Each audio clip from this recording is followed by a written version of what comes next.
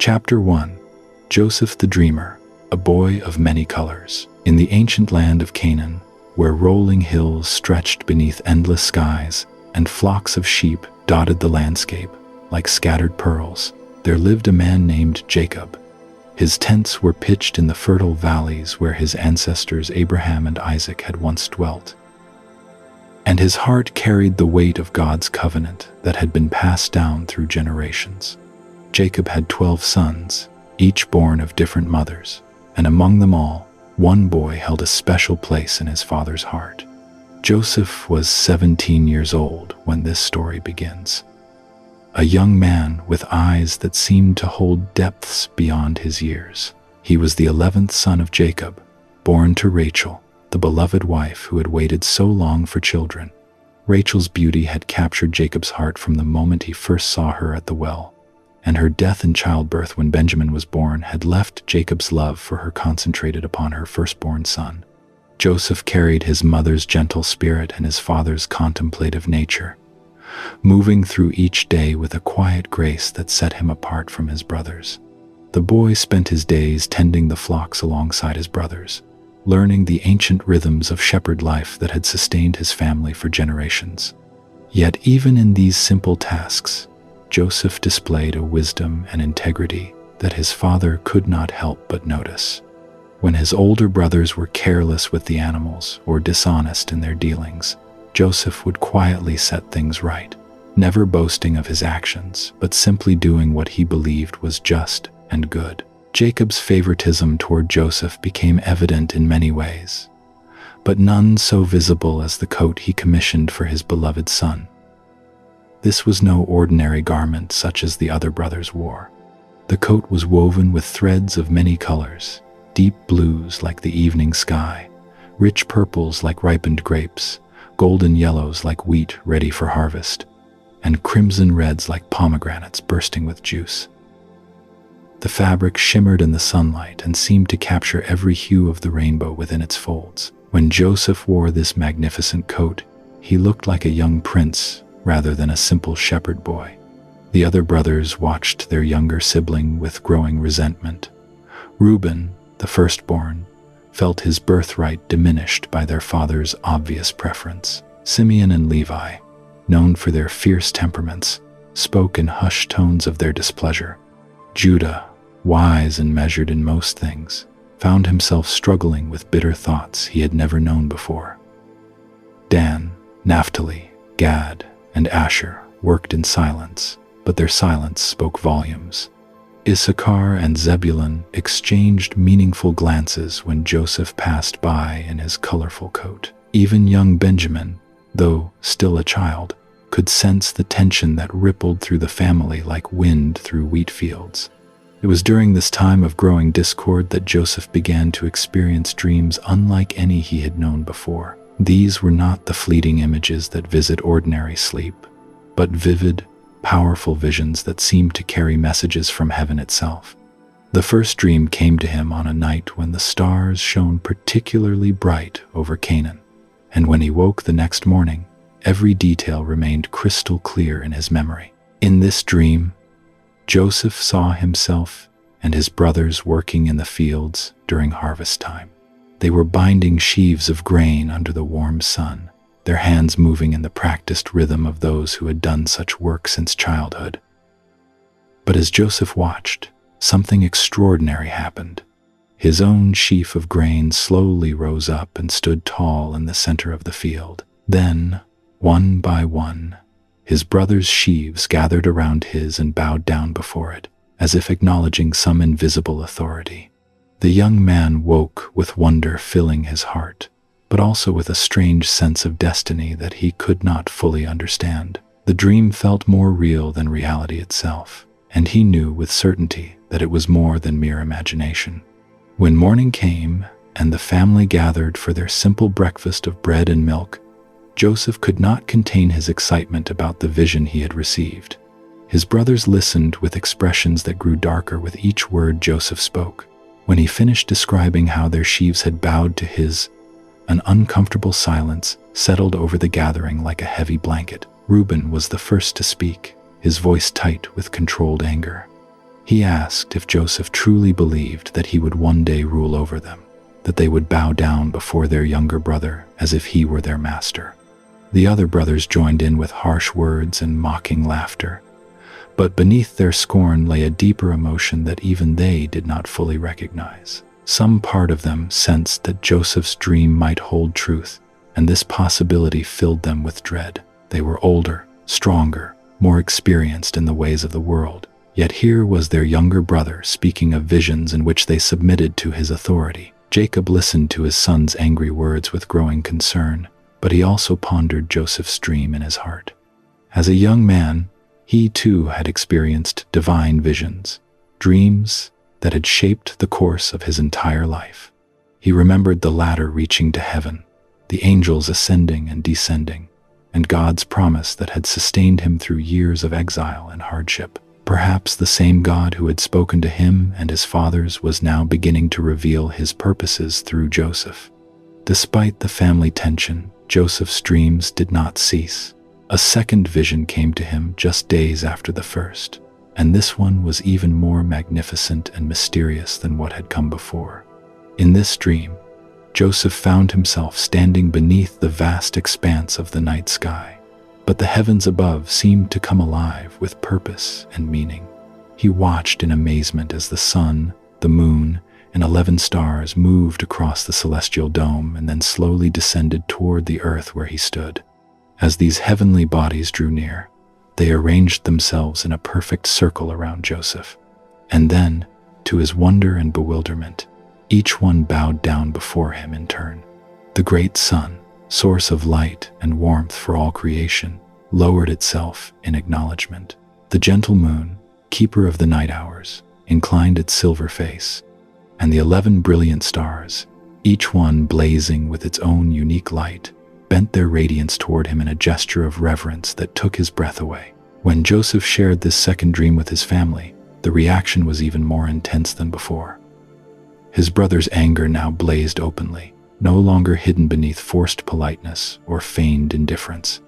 They spoke harsh words about pride and arrogance, asking how he dared to suggest that not only they but also their father and their father's household would one day bow before him. Their voices rose in protest, and some of them walked away rather than listen to more of what they considered to be impossible fantasies. But Jacob's response was different this time. While he rebuked Joseph gently for speaking so boldly about such extraordinary visions, he also kept these words carefully stored in his heart. Years of walking with God had taught him that the Almighty often revealed his plans through dreams and visions, especially to those he intended to use for great purposes. Though he could not understand how his beloved Joseph might one day rise to such prominence, neither could he dismiss the possibility entirely. The dreams marked a turning point in Joseph's life, though he could not have known it then. The colorful coat that had already set him apart from his brothers now seemed to carry additional meaning, as if it were a symbol of the destiny that awaited him. But with this sense of special calling came increasing isolation from those who should have been his closest companions. His brothers no longer spoke to him with casual friendliness, but watched him with suspicious eyes and spoke about him in whispers when they thought he could not hear. Days passed into weeks, and the tension in Jacob's household continued to grow like storm clouds gathering on the horizon. The brothers went about their daily tasks of tending flocks and maintaining their desert home, but underneath the surface of normal life, resentment simmered and grew stronger with each passing day. They could not forget Joseph's dreams, could not stop imagining themselves bowing down before their younger brother, could not accept what felt like a divine pronouncement of their own inadequacy. Joseph, for his part, began to understand that his dreams had created a chasm between himself and his brothers that would not easily be bridged. He continued to wear his colorful coat because it was a gift from his beloved father, but he learned to speak more carefully about his visions. The dreams, however, remained vivid in his memory, and sometimes when he looked up at the stars or watched the sun set behind the hills of Canaan, he wondered what God might have in store for his future. The young man could not have imagined how dramatically his life was about to change, or how the path to the fulfillment of his dreams would lead him through valleys darker than any his family had ever known. Chapter 2. Trials that bloomed into wisdom. That moment of wondering would not last long. One morning, as the first light touched the eastern hills, Jacob called Joseph to his side. The caravan routes had brought word that his sons were pasturing their flocks near Shechem, farther north than usual, and the old patriarch's heart was troubled with concern for their welfare. The journey to Shechem would take Joseph far from the safety of his father's tents, but Jacob's worry for his older sons outweighed his reluctance to send his beloved youngest away. Joseph prepared for the journey with the quiet efficiency that had become his way. He gathered provisions for several days, checked the leather water skins, and wrapped his colorful coat carefully in a traveling bundle. As he walked northward across the familiar hills of his childhood, he had no way of knowing that each step was carrying him toward a destiny that would reshape not only his own life, but the future of his entire family. The countryside rolled past him in gentle waves of grass and stone. Shepherds he met along the way directed him further north, telling him that Jacob's sons had moved their flocks toward Dothan in search of better pasture. The sun climbed higher as Joseph continued his journey, and by the time he crested the hill overlooking the plains near Dothan, the afternoon shadows were growing long. Far below, he could see the familiar figures of his brothers moving among their flocks.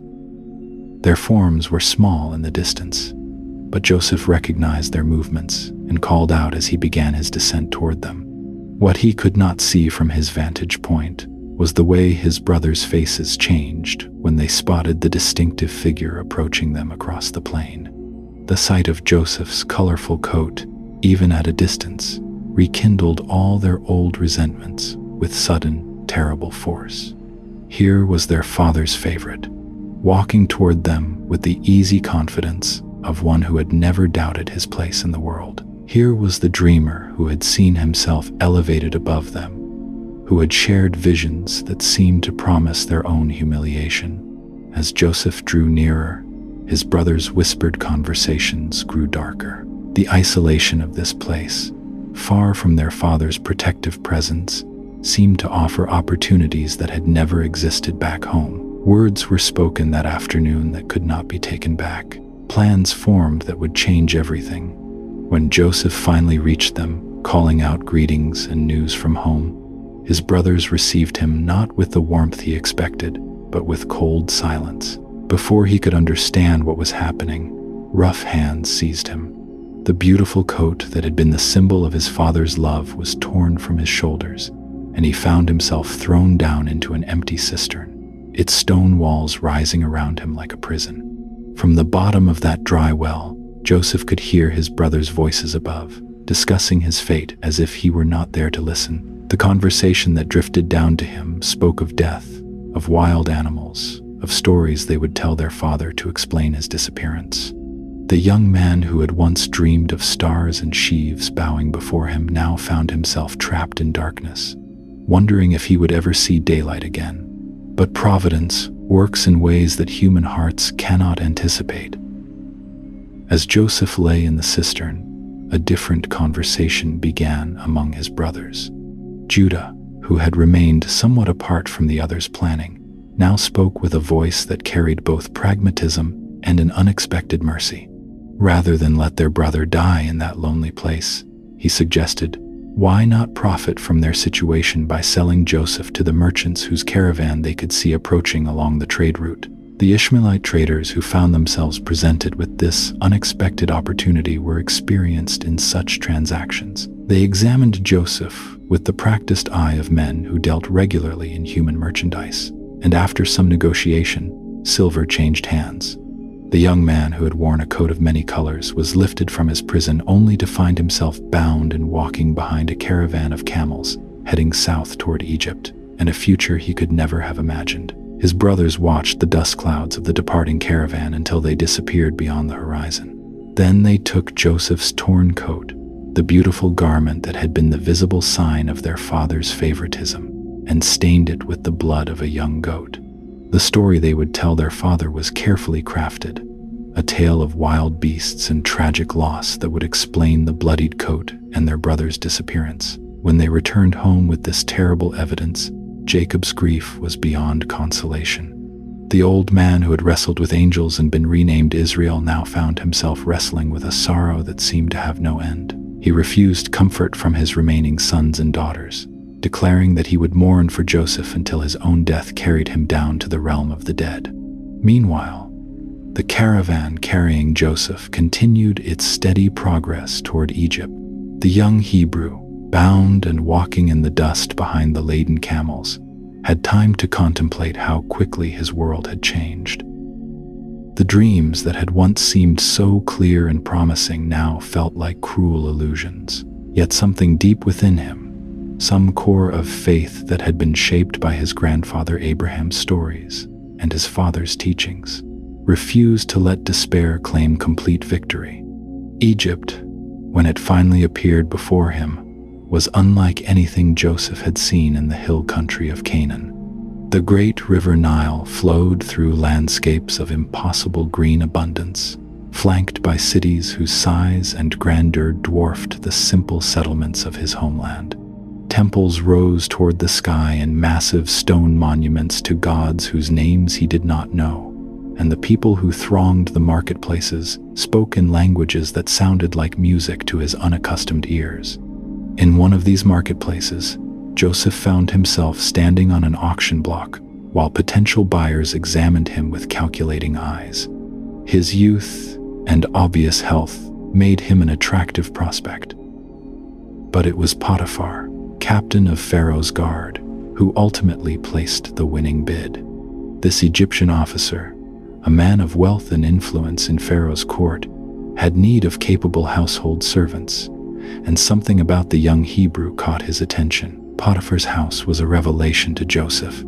Built around a central courtyard where palm trees provided shade and fountains offered the music of flowing water, it represented a level of luxury and sophistication that the shepherd boy from Canaan had never encountered. Servants moved through rooms decorated with painted walls and furnished with chairs and tables of polished wood and precious metals. The very air seemed to carry the scents of exotic spices and burning incense. Joseph approached his new life with the same quiet determination that had carried him through his journey from Shechem. He learned the routines of the household quickly, mastered the Egyptian language with surprising speed, and demonstrated a competence in managing practical affairs that soon caught his master's attention. Within months, what had begun as simple slavery had evolved into something approaching trusted stewardship. The God of his fathers, it seemed, had not abandoned Joseph even in this foreign land. Everything he touched seemed to prosper under his care. Potiphar's household affairs, which had previously required the captain's constant attention, now ran smoothly under Joseph's management. The fields and flocks that belonged to the estate produced abundant harvests. Even Potiphar's business dealings seemed to flourish in ways that could not be easily explained. Potiphar was not a man given to superstitious thinking, but he could not ignore the evidence before his eyes. Since the young Hebrew had begun managing his affairs, prosperity had followed like a river in flood. The captain found himself trusting Joseph with increasingly important responsibilities, until finally the former slave was placed in charge of everything Potiphar owned, except the food the Egyptian ate at his own table. Years passed in this way, and Joseph grew from a youth into a man. The boy who had once worn a colorful coat had become someone who carried himself with the quiet confidence of authority well used. His understanding of Egyptian customs deepened, his mastery of the language became complete, and his reputation for wisdom and integrity began to spread beyond Potiphar's household. But prosperity, as Joseph would learn, could bring its own dangers. Potiphar's wife, a woman accustomed to having her desires satisfied without question, began to notice the handsome young steward who moved through her household with such capable grace. What began as casual attention gradually intensified into something more deliberate and dangerous. Day after day, she found reasons to encounter Joseph in the corridors and courtyards of the house. Her conversations with him grew longer, her compliments more personal, her suggestions more direct, The young man who had learned to navigate the complexities of Egyptian society now found himself facing a challenge that threatened everything he had built during his years of faithful service. Joseph's refusal of her advances was gentle but absolutely firm. He reminded her of the trust her husband had placed in him, of the prosperity that had come to the household under his stewardship, and most importantly, of his duty to the God who had sustained him through all his trials. To betray Potiphar's trust would be not only a crime against his earthly master, but a sin against the divine authority that had guided his steps from Canaan to Egypt. But a woman scorned in the halls of power could be more dangerous than wild beasts in the wilderness. When gentler persuasions failed to move Joseph from his position, Potiphar's wife's frustration transformed into something harder and more vengeful. The household that had been a place of prosperity and peace began to feel charged with tension as thick as the air before a desert storm. The crisis came on a day when the regular rhythms of the household had left Joseph alone in the house with his master's wife. Her final attempt at seduction was direct and physical, but Joseph's response was equally decisive. He fled from her presence, leaving his outer garment in her grasping hands as he escaped from the house entirely. The fabric she held became the instrument of her revenge. When Potiphar returned home that evening, his wife presented him with a story of attempted assault, supported by the evidence of Joseph's abandoned clothing. The tale she told painted the trusted steward as a dangerous predator who had used his position to threaten her safety and honor. Potiphar's rage, when it came, was swift and terrible. The man who had trusted Joseph with everything he owned now saw only betrayal and violation of that trust. Within hours, the steward who had managed a great household found himself dragged away to the royal prison. His years of faithful service seemingly counted as nothing against his master's wife's accusations. The prison where Joseph found himself was a place where men disappeared from memory and hope died slowly in the darkness. Yet, even here, in this place of desperation and abandonment, the pattern that had marked his life since childhood began to reassert itself. The chief jailer, watching this new prisoner's behavior over the course of weeks and months, began to notice the same qualities that had once caught Potiphar's attention. Joseph approached even imprisonment with dignity and competence. He helped where he could, spoke words of comfort to fellow prisoners when appropriate, and gradually assumed responsibilities that made the jailer's work easier and more effective. Once again, everything under Joseph's care seemed to prosper, and once again, a position of authority began to develop around him. Among the prisoners who came under Joseph's care were two men whose former positions had given them access to Pharaoh himself. The chief baker and the chief cupbearer had both fallen from royal favor and now found themselves sharing the daily routine of prison life with the Hebrew who had once served in Potiphar's house. One morning, both of these men awoke with troubled expressions that caught Joseph's attention. They had dreamed strange dreams during the night, visions that felt significant but whose meaning eluded their understanding.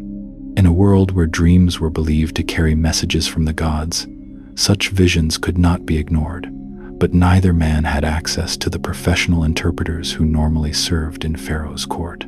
Joseph listened to their accounts with the same careful attention he had once given to household management. The cupbearer spoke of a vine with 3 branches that budded, blossomed, and produced ripe grapes which he pressed into Pharaoh's cup.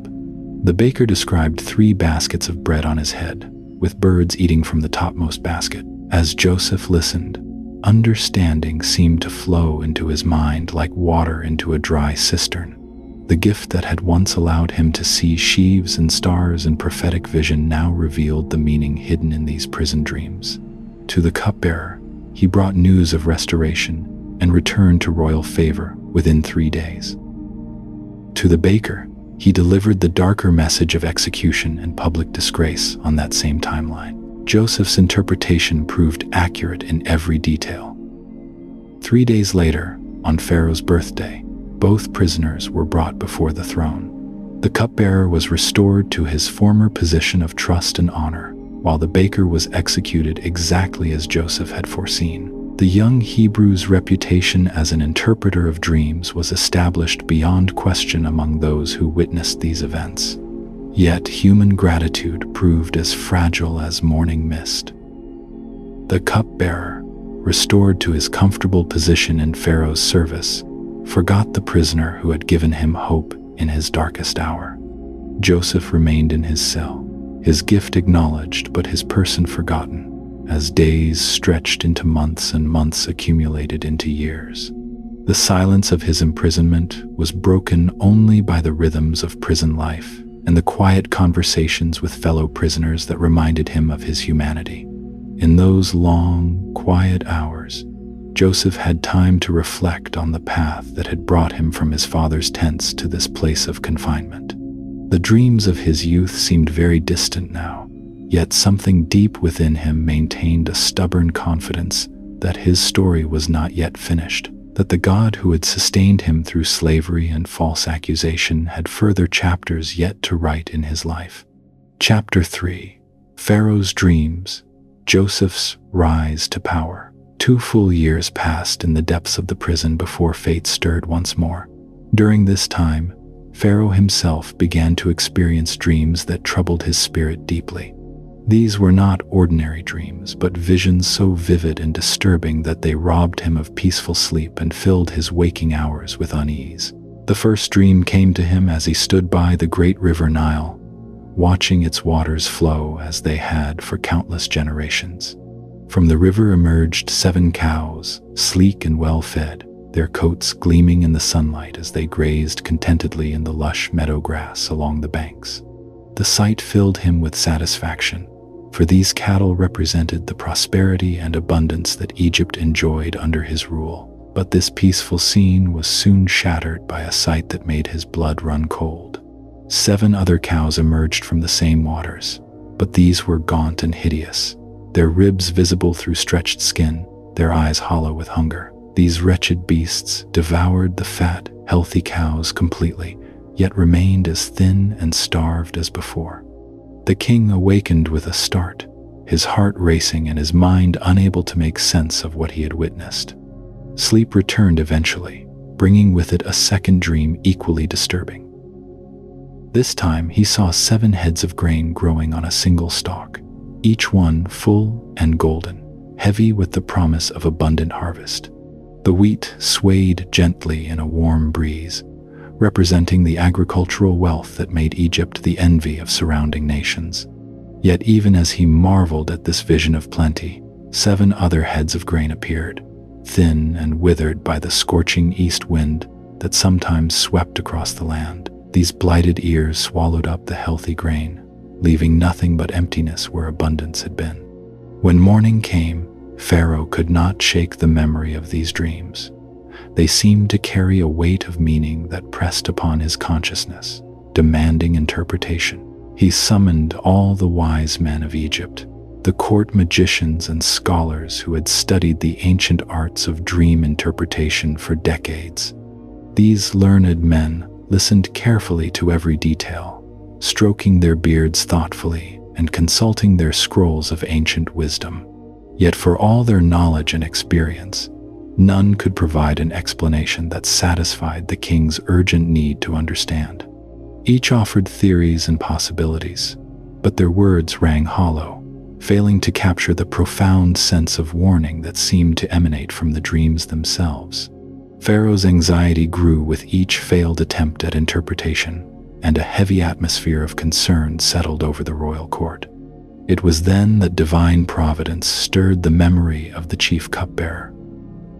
As he witnessed his master's distress, a sudden recollection pierced through the comfortable forgetfulness of his restored position.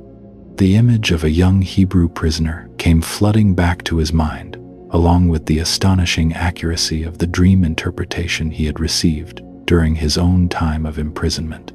With some embarrassment at his long silence, the cupbearer approached the throne and spoke of the remarkable prisoner who had correctly foretold both his own restoration and the baker's fate. He described Joseph's supernatural gift and the precision with which his interpretations had come to pass. As he spoke, he could see the interest kindling in Pharaoh's eyes, for here, at last, was a possibility that had not yet been explored. The command went forth immediately for Joseph to be brought from the prison. After more than 2 years in confinement, the young Hebrew was hastily prepared for an audience with the most powerful man in Egypt. His prison garments were replaced with clean clothes, his hair was trimmed, and his face was shaved according to Egyptian custom. The transformation was remarkable, yet it was not his appearance but the light of divine wisdom in his eyes that would prove most significant.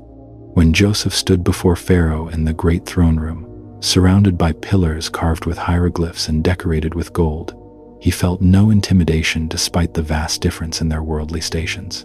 The God who had sustained him through slavery and imprisonment had prepared him for this moment, and he faced the king with quiet confidence and respectful dignity. Pharaoh related his troubling dreams in full detail, watching Joseph's face carefully for any sign of the confusion that had marked all previous attempts at interpretation. Instead, he saw the young man's expression grow thoughtful and peaceful, as if the meaning of the visions was becoming clear to him through some inner revelation. Joseph's response came with humble authority.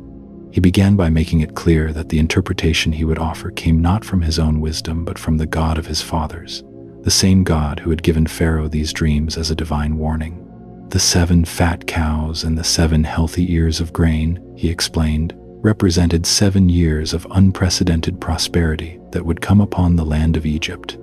These would be years of abundant harvest, when the Nile's floods would be perfectly timed and the crops would yield beyond all expectations. However, the 7 lean cows and the 7 withered ears of grain foretold 7 years of devastating famine that would follow this period of abundance.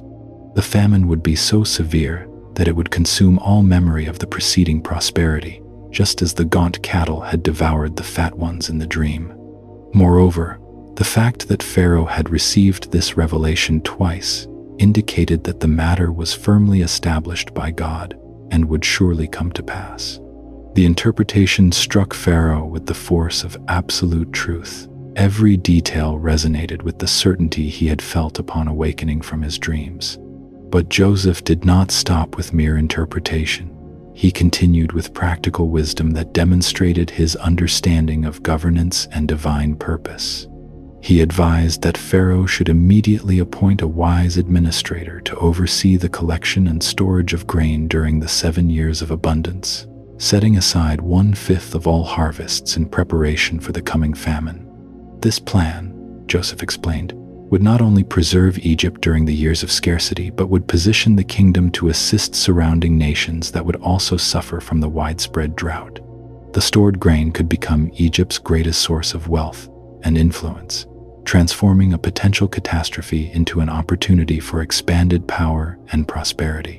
Pharaoh and his advisors were amazed not only by the interpretation but by the comprehensive plan that accompanied it. They recognized in Joseph not merely a dreamer but a leader capable of implementing the very strategy he proposed.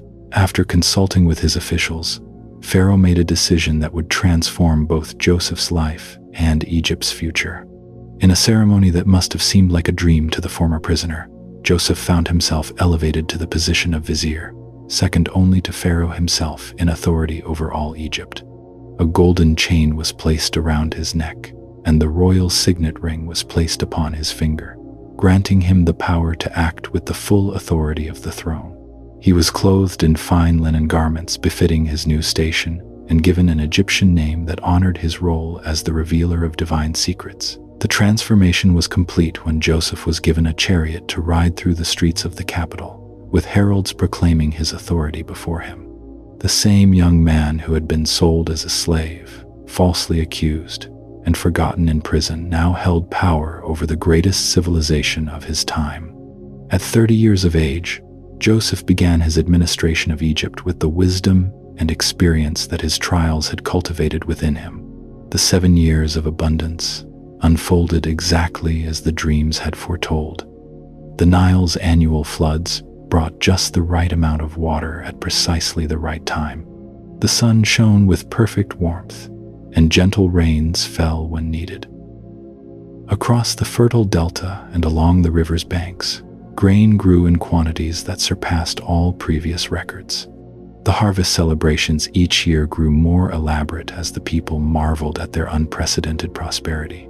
Throughout these years of plenty, Joseph traveled constantly across the kingdom, overseeing the construction of massive granaries and the collection of surplus grain. His administration was marked by efficiency and foresight that impressed even the most experienced Egyptian officials. The storage facilities he ordered built were architectural marvels in themselves, designed to preserve grain for years while protecting it from moisture, insects, and rodents. The abundance was so great that scribes eventually stopped trying to measure the amounts being stored, declaring that the grain was like the sand of the sea, beyond numbering. In every major city and administrative center, the great storehouses filled with wheat and barley that would prove to be the salvation of countless lives in the years to come. During this time of prosperity, Joseph married an Egyptian woman of noble birth, and they were blessed with 2 sons. The first he named Manasseh, explaining that God had made him forget all his troubles and all his father's house. The second son he called Ephraim, saying that God had made him fruitful in the land of his suffering. These names reflected the complex emotions in Joseph's heart as he embraced his new life while carrying within him the unhealed wound of separation from his family. As the 7th year of abundance drew to a close, Joseph felt the weight of approaching responsibility. The preparations were complete, the granaries were full, and the administrative systems were in place.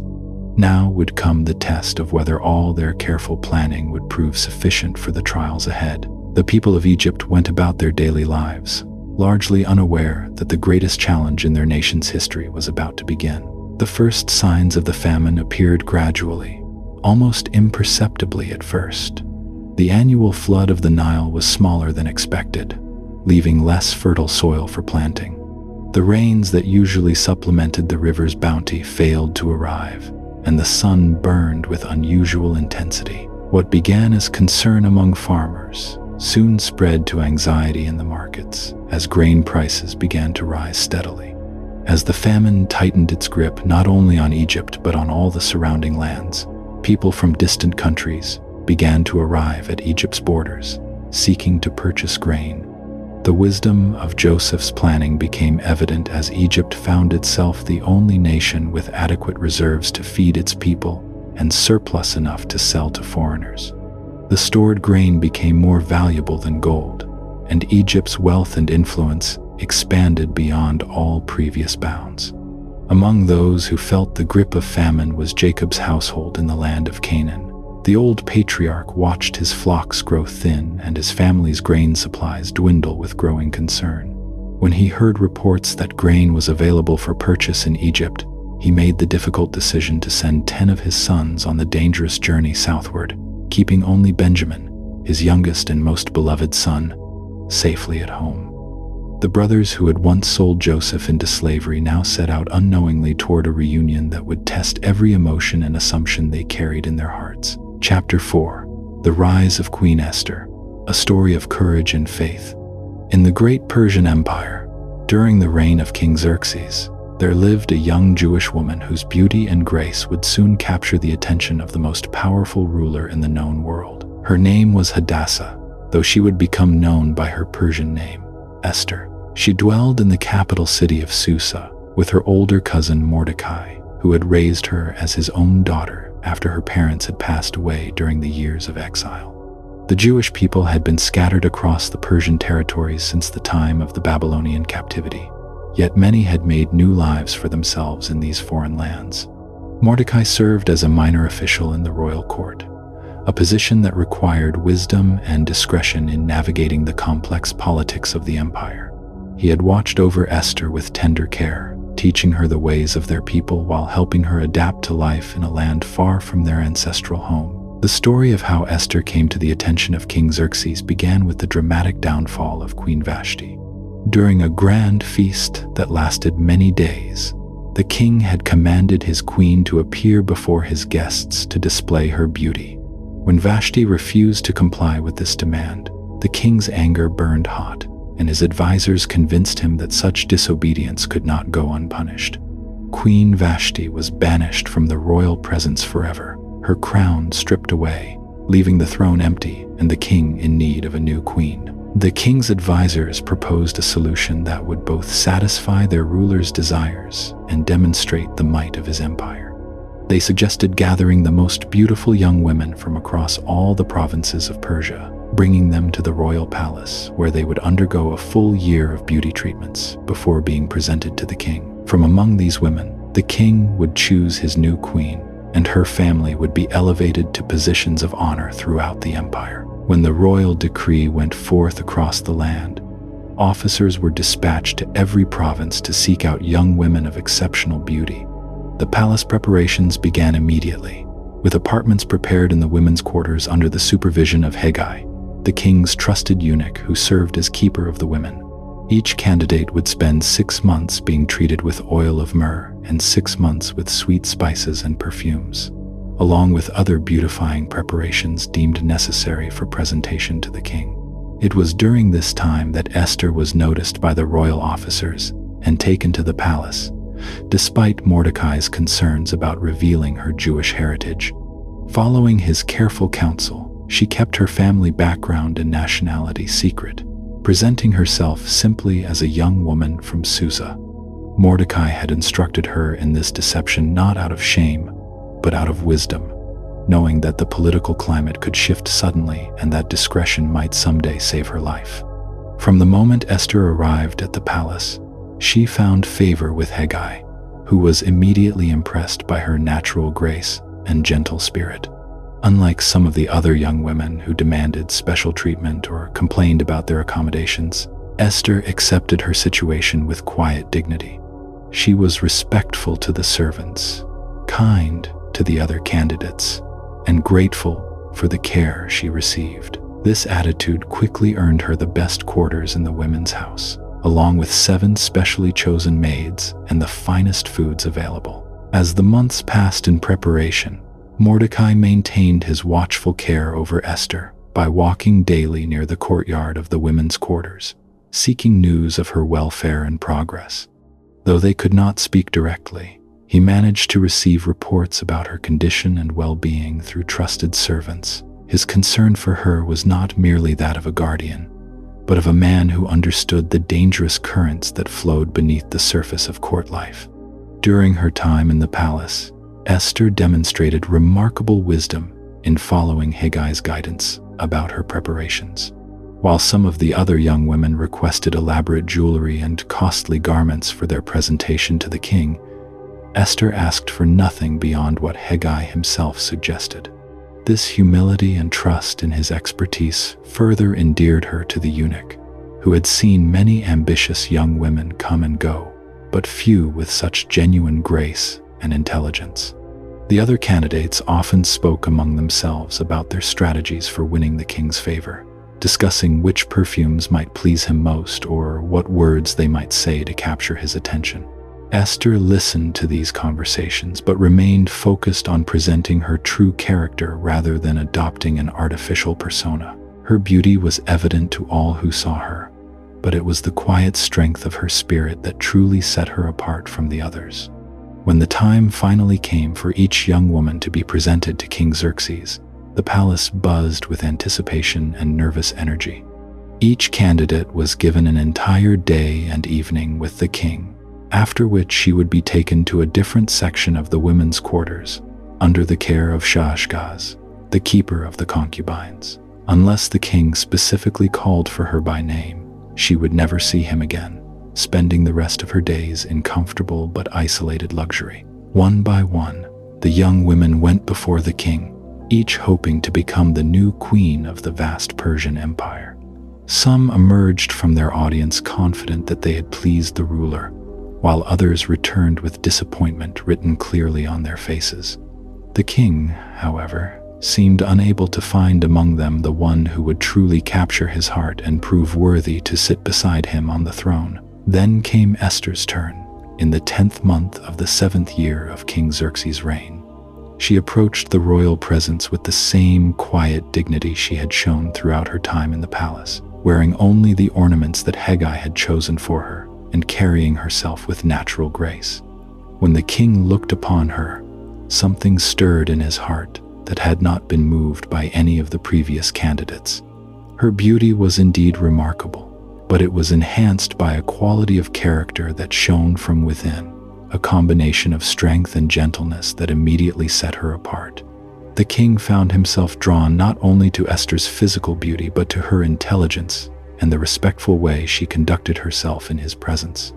Unlike others who had tried to impress him with elaborate speeches or bold declarations, Esther responded to his questions with thoughtful honesty, displaying a wisdom that belied her youth.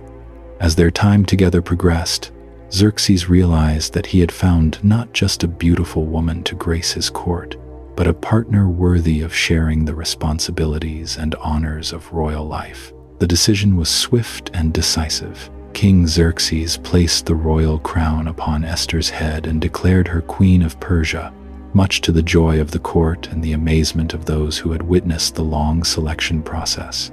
A great feast was held in her honor, attended by all the nobles and officials of the empire, and the king proclaimed a holiday throughout all the provinces, distributing gifts according to his royal generosity. Esther had risen from the position of an orphaned exile to become the most powerful woman in the known world. Even as she accepted the honors and responsibilities of her new position, Queen Esther remained mindful of Mordecai's continued counsel. She maintained the secrecy about her Jewish heritage, as he had advised, understanding that this knowledge might be useful at some future time. Mordecai himself had also risen in status, taking his place among the men who sat in the king's gate, a position of some authority that allowed him to stay informed about the political currents of the empire, while keeping watch over his beloved cousin. During this time of transition and celebration, Mordecai's vigilance proved its worth in an unexpected way. While sitting at the king's gate, he overheard two of the king's eunuchs, Bigthana and Teresh, discussing a plot to assassinate King Xerxes. These men, who served as doorkeepers for the royal chambers, had grown bitter about some perceived slight and had decided to take revenge by killing the king when the opportunity arose. Their whispered conversation reached Mordecai's ears, and he immediately understood the gravity of what he had discovered. Mordecai wasted no time in reporting this threat to Queen Esther, who in turn informed the king of the danger, giving credit to Mordecai for the discovery. An investigation was quickly conducted, and the truth of the matter was confirmed. The two conspirators were arrested and executed for their treasonous plot, their fate serving as a warning to others who might harbor similar thoughts.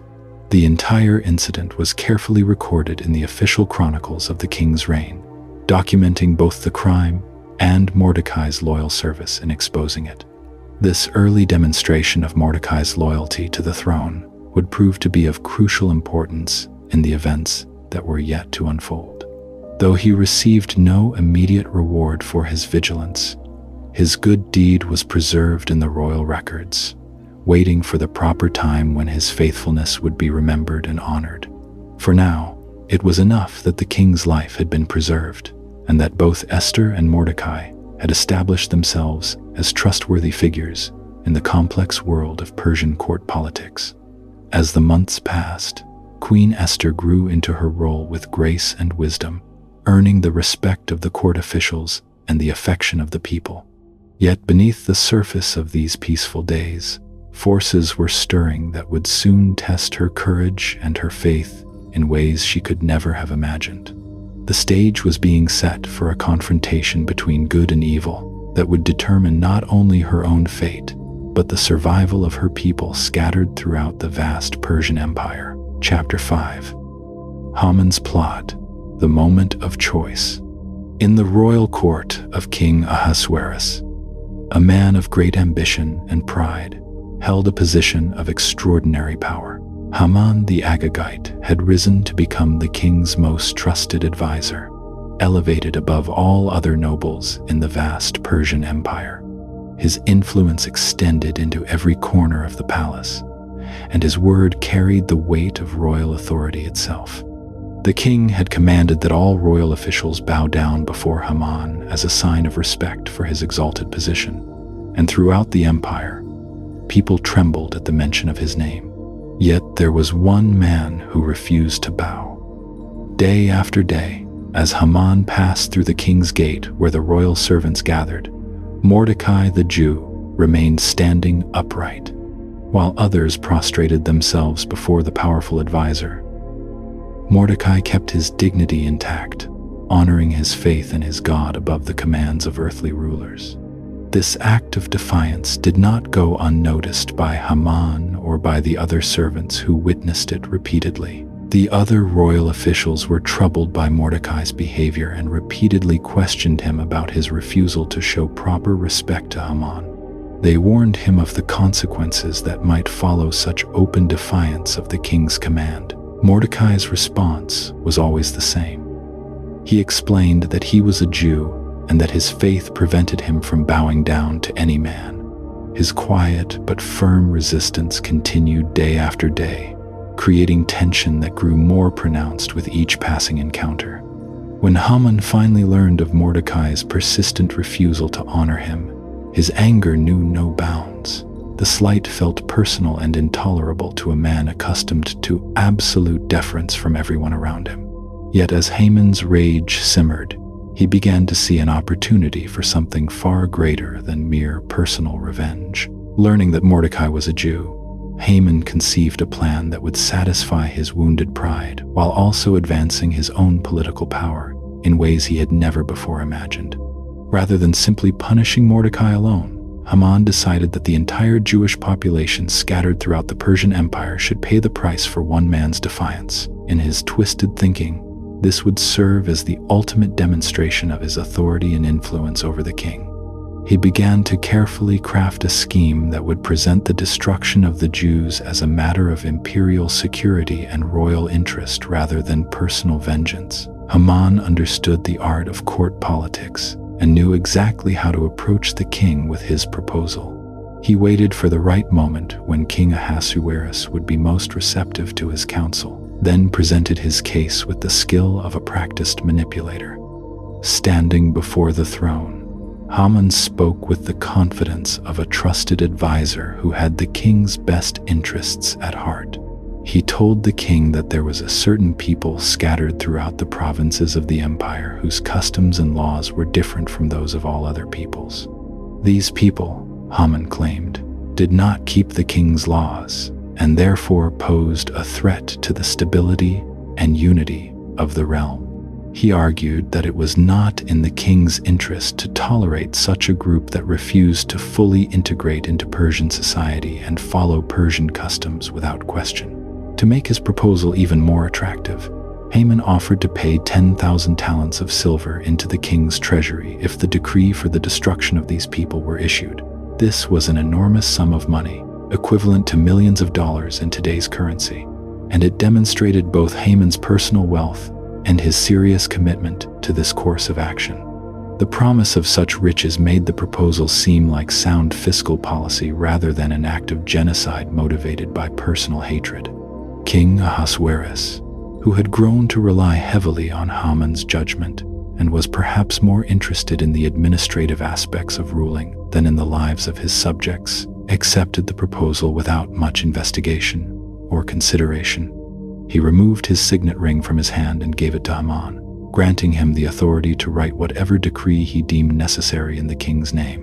The ring carried with it the full power of the Persian throne, making any document sealed with it as binding and irrevocable as if the king himself had written it. With the king's ring in his possession, Haman wasted no time in implementing his deadly plan. On the 13th day of the first month, he summoned the royal secretaries and dictated his decree. The message was carefully crafted to carry the full weight of royal authority while making the destruction of the Jews appear to be a matter of imperial necessity rather than personal vendetta. The decree was written according to all that Haman commanded, addressed to the king's satraps, governors, and officials of every province throughout the empire. It was translated into the script and language of each province so that every corner of the realm would understand its deadly message clearly. The order commanded that on a single day, the 13th day of the 12th month, all Jews throughout the Persian Empire, young and old, women and children, should be destroyed, killed, and annihilated, and that their possessions should be taken as plunder. Copies of the decree were sent by swift messengers to every province of the empire, carrying with them the sealed authority of the king's ring. The document bore the official seal that made it irrevocable according to the laws of the Medes and Persians, ensuring that once published, it could never be recalled or cancelled. The machinery of the vast Persian administrative system began to turn, spreading the news of the planned destruction throughout the known world. When the decree was published in Susa, the capital, confusion and terror spread among the Jewish population. The news seemed to come from nowhere, catching the Jewish communities completely off guard. They had lived peacefully under Persian rule for decades, contributing to the empire's prosperity and serving loyally in various capacities. The sudden pronouncement of their destruction felt like a nightmare that had descended without warning or apparent cause. Mordecai learned of the decree and understood immediately what it meant for his people. The man who had refused to bow to Haman now saw the terrible consequences that his act of faith had brought upon his entire nation. Yet even in this darkest hour, he did not regret his decision to remain true to his beliefs. Instead, he tore his clothes and put on sackcloth and ashes, walking through the midst of the city and crying out with a loud and bitter wail. The news of the decree spread throughout the Jewish communities in every province, bringing with them scenes of mourning and desperation. In every corner of the empire where Jews lived, there was great mourning among the people, with fasting, weeping, and wailing. Many lay in sackcloth and ashes, following the ancient customs of mourning and repentance. The joy and security they had known under Persian rule had been shattered in a single day by a decree that condemned them all to death.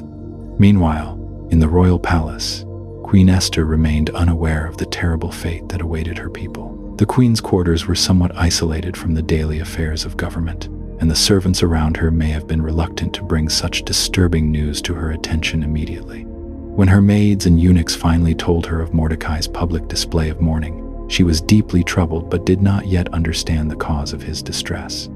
Esther sent clothes to replace Mordecai's sackcloth, hoping to comfort him and perhaps persuade him to present himself more appropriately near the palace. But Mordecai refused the garments, continuing his public mourning.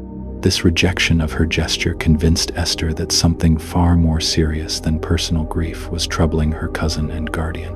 Unable to learn more through her servants, Esther summoned Hathash, one of the king's eunuchs who had been appointed to serve her. She sent him to Mordecai with instructions to find out what was happening and why he was behaving in such a manner.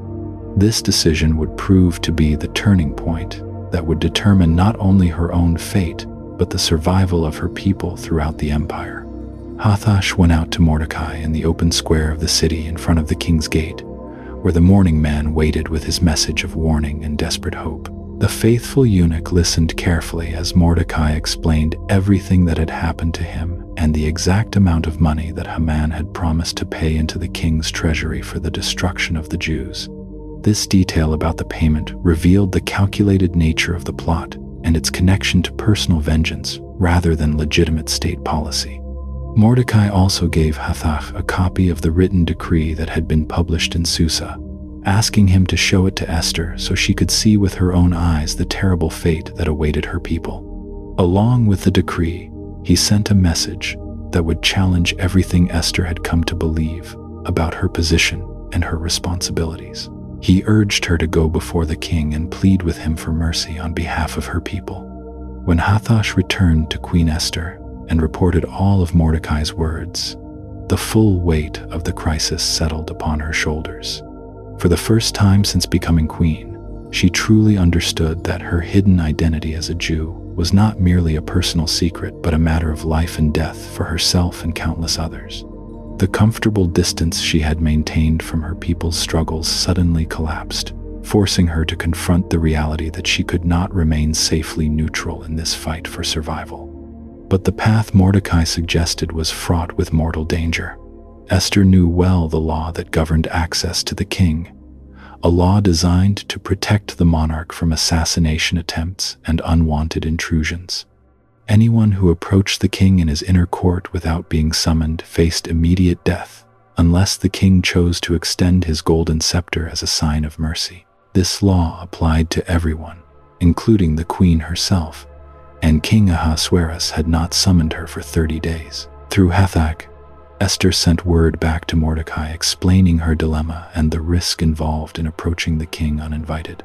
She hoped that perhaps he might find another way to address the crisis, one that would not require her to risk her life on what seemed like a desperate gamble. The weight of responsibility felt overwhelming, and the prospect of death made her request for an alternative solution entirely understandable. Mordecai's response, delivered again through the faithful Hathach, shattered any illusions Esther might have had about remaining safely removed from her people's fate. He told her not to think that she would escape the king's decree just because she lived in the palace. If the Jews perished, she too would die, regardless of her position as queen. Her royal status could not protect her forever from the consequences of Haman's hatred. Then Mordecai spoke words that would echo through history, words that challenged Esther to see beyond her personal fears to a larger purpose that might explain her entire journey to the throne. He suggested that perhaps she had come to her royal position for such a time as this, that her elevation to queen might have been part of a divine plan to provide salvation for her people in their darkest hour. If she remained silent, deliverance would come from another source, but she and her family would perish along with the rest. These words forced Esther to confront the possibility that her entire life had been leading to this moment of choice. Everything that had happened, from her parents' death to her beauty that caught the king's attention, from her selection as queen to her concealed identity, might have been preparation for this single decision that would determine the fate of an entire people. The challenge before Queen Esther was unlike any that had ever been placed before her, requiring courage that went far beyond anything her privileged life had demanded. She stood at the crossroads between safety and sacrifice, between personal survival and the salvation of her people. The choice she made would define not only her own character, but also her place in the great story of her people's struggle for survival in a hostile world. Chapter 6: A Plea for Life. Esther understood that the weight of her people's survival now rested upon her shoulders, and with this realization came a profound transformation in her understanding of her role as queen. The comfortable distance she had maintained from her Jewish identity could no longer be sustained when faced with the imminent destruction of her entire people. She made a decision that would require her to risk everything she had gained, including her own life, for the possibility of saving countless others. The queen requested that Mordecai gather all the Jews in Susa to fast for 3 days and 3 nights on her behalf, while she and her maidens would do the same within the palace walls. This period of fasting represented more than mere preparation. It was a spiritual consecration for what she knew might be her final act as queen. After these 3 days of purification and prayer, she would approach the king uninvited, fully aware that such an action violated Persian law and could result in her immediate execution. During those 3 days of fasting, Esther underwent a profound internal preparation that transformed her from a woman concerned primarily with her own survival into someone willing to sacrifice everything for her people. The palace, which had once seemed like a sanctuary of luxury and protection, now felt like a prison where she contemplated what might be her last hours of life. Yet, rather than being consumed by fear, she found within herself a growing resolve and a clarity of purpose that surprised even her own heart. The morning of the 4th day arrived with a stillness that seemed to hold the fate of an entire people in its silence. Esther dressed herself in her royal robes, each garment carefully chosen not for beauty, but for the authority and dignity it would convey in what might be her final appearance before the king. Every detail of her preparation was deliberate, from the arrangement of her hair to the selection of her jewelry, as she prepared to stake everything on a single moment of royal favor or rejection. Walking through the palace corridors toward the throne room, Esther felt the weight of history accompanying each step.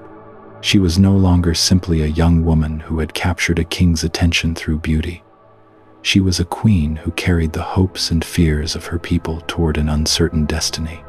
The servants and officials she passed had no knowledge of the drama unfolding, yet she felt as though her burden was visible to all who looked upon her. When she reached the entrance to the throne room, Esther paused for a moment that seemed to stretch into eternity. Beyond those doors sat the king who held absolute power over life and death, a man whose moods and decisions could not be predicted or controlled. The law was clear and unforgiving. Anyone who approached the king without being summoned faced death, unless the king extended his golden scepter as a sign of grace and acceptance. Esther stepped into the throne room with a grace that concealed the magnitude of her fear and the depth of her courage. The vast chamber, with its towering columns and elaborate decorations, seemed to amplify the significance of this moment when a single life would be wagered against the survival of an entire people. The courtiers present fell silent as they recognized the unprecedented nature of what they were witnessing. King Ahasuerus looked up from his throne to see his queen standing before him in all her royal splendor, and the sight pleased him greatly.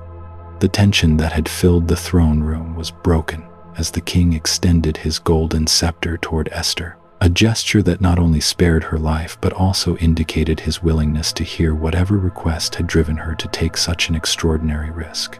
The collective relief in the room was almost tangible as the immediate threat to the queen's life was removed. The king, clearly moved by his queen's courage and beauty, invited her to approach the throne and asked what she desired, promising to grant her request even if it were half of his kingdom. This generous offer revealed not only his affection for Esther, but also his recognition that something of great importance must have motivated her to risk her life by coming before him uninvited. The magnitude of his offer demonstrated his willingness to respond to her courage with equal generosity. Rather than immediately revealing her true purpose, Esther demonstrated remarkable wisdom and restraint by making a smaller request that would serve her larger strategy. She invited the king and Haman to a banquet she had prepared, a gesture that appeared simple but was actually the first move in a carefully considered plan. This invitation allowed her to create an intimate setting where she might have the king's full attention while also drawing Haman into a situation where he would be present to hear his own fate pronounced. The king readily accepted the invitation and commanded that Haman be brought quickly so they could attend the queen's banquet. This immediate and enthusiastic response showed how deeply Esther's courage had impressed him and how eager he was to discover what lay behind her unprecedented approach to the throne. The fact that he ordered Haman's immediate attendance also revealed his assumption that whatever the queen desired was important enough to command the presence of his highest official. At the banquet, surrounded by the finest foods and wines that the Persian court could provide, the king once again asked Esther to reveal her request, renewing his promise to grant whatever she might ask. The intimate setting had achieved its intended effect, creating an atmosphere of favor and generosity that would serve her larger purpose. Yet Esther continued to demonstrate strategic patience, understanding that timing would be crucial to the success of her ultimate plan. Instead of making her real request, Esther asked the king and Haman to attend another banquet on the following day, promising that then she would reveal what she truly desired. This postponement served multiple purposes. It heightened the king's curiosity and anticipation, while also allowing her additional time to ensure that her approach would be most effective. The delay also meant that Haman would have one more night to enjoy his position of apparent favor before learning of his impending downfall. The pattern of Esther's approach revealed a wisdom that went beyond her years and her experience, showing how the crisis had awakened within her capabilities she had never needed to demonstrate before. She understood that her success depended not only on courage but also on careful strategy and perfect timing. The survival of her people hung in the balance of her ability to navigate the complex dynamics of royal favor and political intrigue. As the first banquet concluded, both the king and Haman departed with heightened anticipation for what the following day might bring, though neither could have imagined the dramatic reversal of fortune that awaited. The queen had successfully taken the first steps in her plan to save her people, transforming what had begun as a desperate gamble into a carefully orchestrated approach to justice and deliverance. The stage was now set for a confrontation that would determine not only the fate of the Jewish people but also the ultimate triumph of courage over cruelty and justice over oppression. Chapter 7. Moses in the Egyptian palace, the prince who would become a deliverer.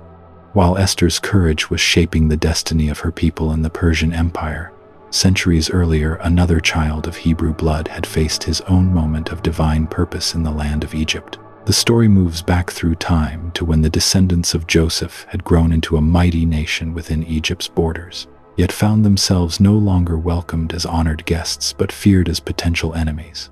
The Hebrew people had multiplied greatly during their time in Egypt, filling the land with their families and their flocks. Their numbers had grown so vast that the new Pharaoh, who had never known Joseph or remembered his service to Egypt, began to view them with suspicion and alarm. This king looked upon the thriving Hebrew communities and saw not the blessing they had been to his land, but a threat that might one day turn against Egypt in time of war. Fear drove Pharaoh to harsh measures. He commanded that the Hebrew people be subjected to bitter slavery, forcing them to build his treasure cities with mortar and brick under the scorching sun. The Egyptians made their lives miserable with hard bondage, turning their former guests into unwilling laborers who groaned under the weight of impossible demands. Yet even under this crushing oppression, the Hebrew people continued to multiply and spread throughout the land. When slavery failed to diminish their numbers, Pharaoh's fear transformed into something far more sinister. He issued a decree that struck at the very heart of Hebrew families, commanding that every son born to Hebrew women should be cast into the river, while only the daughters would be allowed to live. This cruel edict sent waves of terror through the Hebrew communities, as mothers and fathers faced the horrifying prospect of losing their newborn sons to the waters of the Nile. It was into this world of oppression and fear that a child was born who would one day stand before Pharaoh himself and demand the freedom of his people. The baby arrived in a Hebrew household during the darkest period of their bondage, when the king's decree hung like a shadow over every Hebrew birth. His parents looked upon their son and saw that he was beautiful, with a quality that seemed to mark him as somehow set apart for a special purpose. For 3 months, his mother managed to hide the infant, keeping him safe within the walls of their home while the Egyptian officials continued their grim search for Hebrew boys. But as the child grew, it became impossible to conceal his presence any longer. The risk of discovery grew with each passing day, and his mother knew that soon their secret would be impossible to maintain. In desperation, she devised a plan that required tremendous faith and courage. She took a basket woven from bulrushes and carefully waterproofed it with tar and pitch, creating a small vessel that might protect her precious son from the very waters that Pharaoh had intended for his destruction. She placed the baby gently inside this improvised boat and set it among the reeds along the bank of the river, where the current was gentle and the tall grasses might provide some concealment. The child's sister positioned herself at a distance where she could watch over the basket without being detected, her young heart filled with anxiety as she observed what would become of her baby brother. The morning sun reflected off the water as the small vessel rocked gently among the reeds, carrying within it not just a helpless infant, but the future hope of an enslaved people. Providence moved in mysterious ways that morning, for it happened that Pharaoh's daughter came down to bathe in the river at that very place. As she and her maidens walked along the bank, she noticed the unusual basket nestled among the reeds. Curiosity prompted her to send one of her servants to retrieve it, and when the basket was opened, she found within it a beautiful baby boy who immediately began to cry. The princess understood at once what she was looking at. This was clearly one of the Hebrew children, set adrift by desperate parents trying to save him from her father's decree. Yet instead of carrying out the royal command, something stirred within her heart as she looked down at the crying infant. Perhaps it was maternal instinct, or perhaps it was a divine stirring of compassion, but she decided in that moment to spare the child and make him her own. The baby's sister, watching from her hidden position, saw this unexpected turn of events and realized that an opportunity had presented itself. With remarkable presence of mind for one so young, she approached the princess and offered to find a Hebrew woman who could nurse the child. The princess agreed to this suggestion, never suspecting that the girl would bring the baby's own mother to serve as his nurse. Thus the child was returned to his family's care, though now under the protection and provision of the royal household. His mother was able to nurse and nurture him during his early years, no doubt filling his young mind with stories of his heritage and the faith of his people, even as he was destined to grow up in the palace of the very pharaoh who had ordered his death. When the boy was old enough to be weaned, he was brought to Pharaoh's daughter, who adopted him as her son and gave him the name Moses, meaning drawn out, for she had drawn him out of the water. The Hebrew child who had been marked for death was now raised as a prince of Egypt, educated in all the wisdom and knowledge that the greatest civilization of the ancient world could provide. Moses grew up in the royal court, receiving the finest education available to any young man of his generation. He was instructed in mathematics, astronomy, architecture, and military strategy.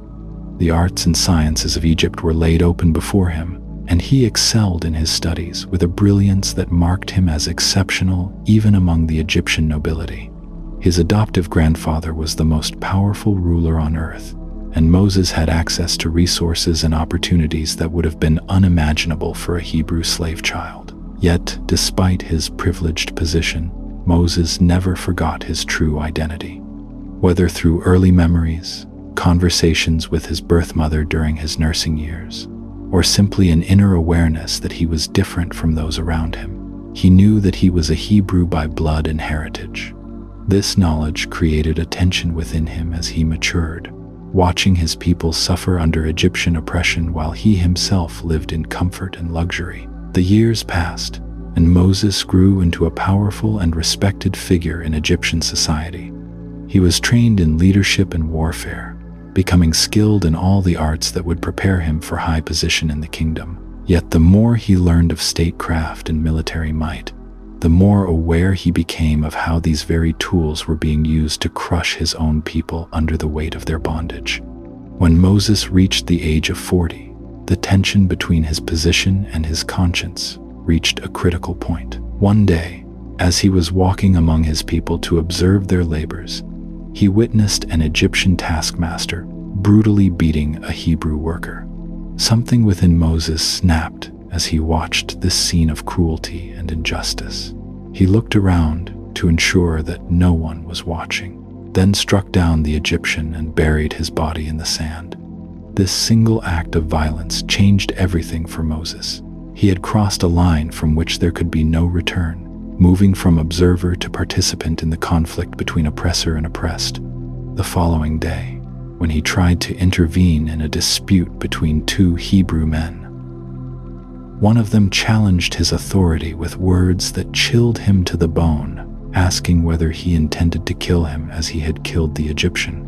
Moses realized that his deed had been discovered, and that word would soon reach Pharaoh's ears. The man who had been raised as a prince of Egypt now faced the prospect of execution for murder. When Pharaoh learned what had happened, his anger was swift and deadly. He ordered that Moses be found and killed, forcing the adopted prince to flee for his life from the only home he had ever known. The man who had once walked the halls of power now found himself a fugitive, running toward the wilderness with nothing but the clothes on his back. He had given up everything for a moment of righteous anger, trading his position and privileges for the dangerous path of an exile. Behind him lay the comfort and security of Egyptian royalty, while ahead stretched the uncertain wilderness and an unknown future. Moses fled toward the land of Midian, traveling through harsh desert terrain as he put distance between himself and the reach of Pharaoh's justice. The prince who had once been served by others now faced the challenge of survival in the wilderness, relying on his own resources and the mercy of strangers as he made his way toward a new life in a foreign land. This dramatic transformation from palace to wilderness marked the beginning of a new chapter in Moses' life. one that would prepare him through hardship and solitude for the great work that lay ahead. The comfortable certainty of his former existence had been shattered, but in its place would come a deeper understanding of suffering and a more profound connection to the divine purpose that had guided his life from the moment his mother placed him in that basket among the reeds. Chapter 8. The Burning Bush's Call, a Divine Encounter in the Wilderness. Years passed in the quiet lands of Midian, where Moses found himself transformed from an Egyptian prince into a simple shepherd. The harsh wilderness had weathered his hands and darkened his skin, while solitude had deepened his understanding of life's fundamental struggles. He had married Zipporah, daughter of Jethro the priest, and settled into the rhythm of pastoral life, tending flocks across the vast expanse of desert terrain that stretched endlessly toward distant horizons. The man who had once commanded servants now followed sheep and goats through rocky valleys and across windswept plateaus. His daily existence revolved around finding water and pasture, protecting the animals from predators, and navigating the treacherous paths that wound through the mountainous wilderness. This simple life had stripped away the complexities of palace politics and royal intrigue, leaving behind a clarity of purpose that came from honest labor and direct communion with the natural world. One ordinary day, while leading his father-in-law's flock near Mount Horeb, Moses noticed something extraordinary that defied all natural explanation. A bush burned with brilliant flames, yet its branches and leaves remained completely unharmed by the fire. The sight stopped him in his tracks, for nothing in his years of wilderness experience had prepared him to witness such a phenomenon. The flames danced and flickered with an intensity that should have reduced the entire plant to ashes within moments, yet the bush continued to flourish in perfect condition. As Moses approached this marvel, drawn by curiosity and wonder, a voice spoke from within the burning bush, calling his name with unmistakable authority and divine power. The voice commanded him to remove his sandals, for the ground where he stood had become holy through the presence of the Almighty. Moses obeyed immediately, recognizing that he stood before something far greater than any earthly power he had ever encountered. Even in the magnificent courts of Pharaoh, the voice identified itself as the God of Abraham, Isaac, and Jacob, the same divine presence that had guided his ancestors through their journeys of faith. Moses covered his face, overwhelmed by the realization that he stood in direct communion with the eternal God who had made covenant promises to his forefathers. This was no ordinary vision or dream, but a genuine encounter with the divine that would forever change the course of his life and the destiny of his people. God revealed to Moses the suffering of the Israelites in Egypt, acknowledging their cries for deliverance and declaring his intention to rescue them from bondage. The divine plan involved bringing them out of slavery and into a land flowing with milk and honey, a place of abundance and freedom where they could worship and live according to his commandments. Moses listened in amazement as God outlined this great work of liberation that would transform the fortunes of an entire nation. Then came the moment that would test Moses' faith and courage beyond anything he had previously experienced.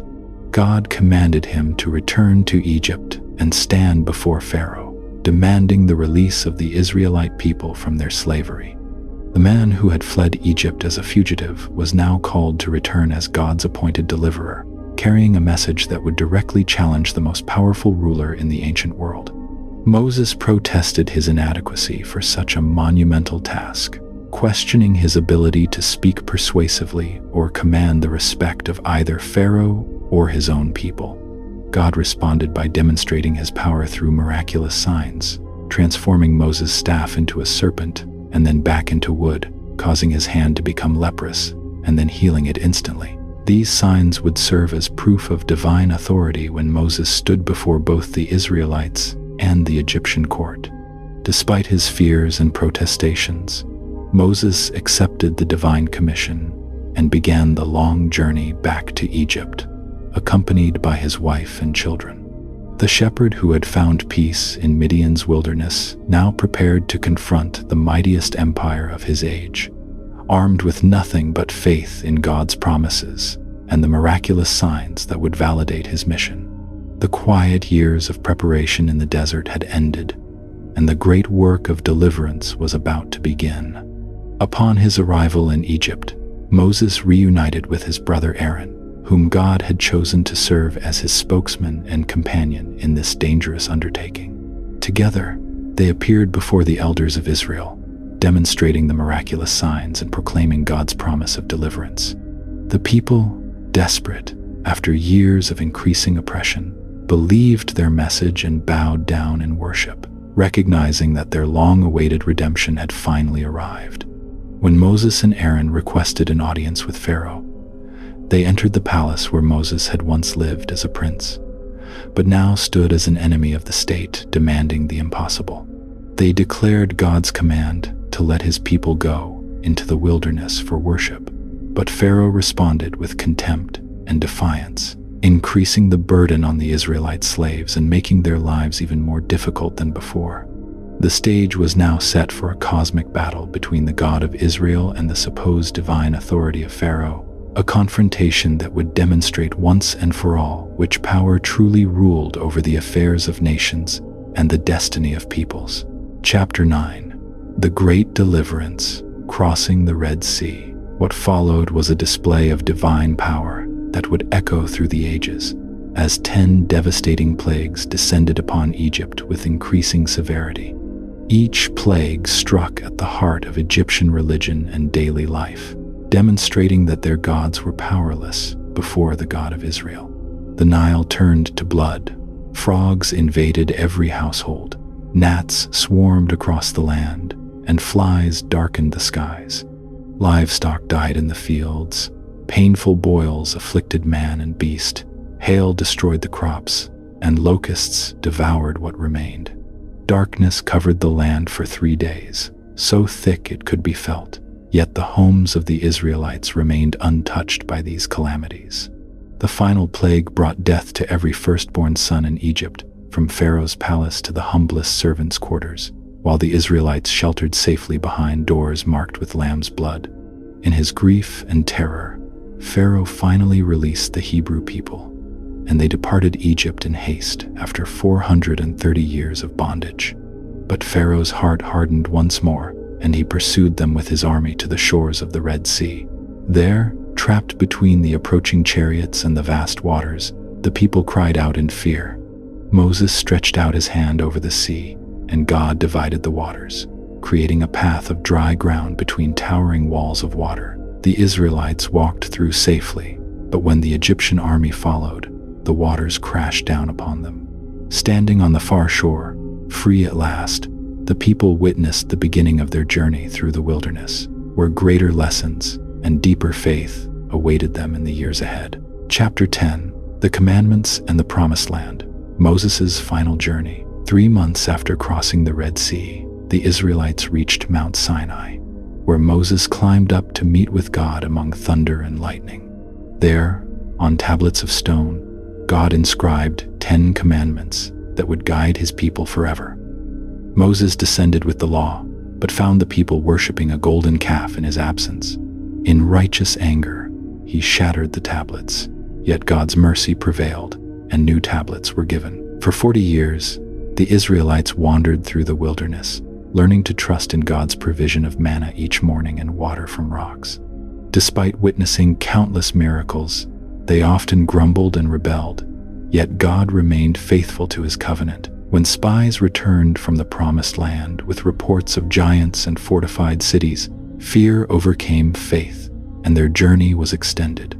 At last, on Mount Nebo, Moses gazed across the Jordan River into the land flowing with milk and honey. Though he would not enter himself, he blessed the people one final time before peacefully departing this world at 120 years old, his eyes still clear and his strength undiminished, having faithfully shepherded God's chosen people to the threshold of their inheritance.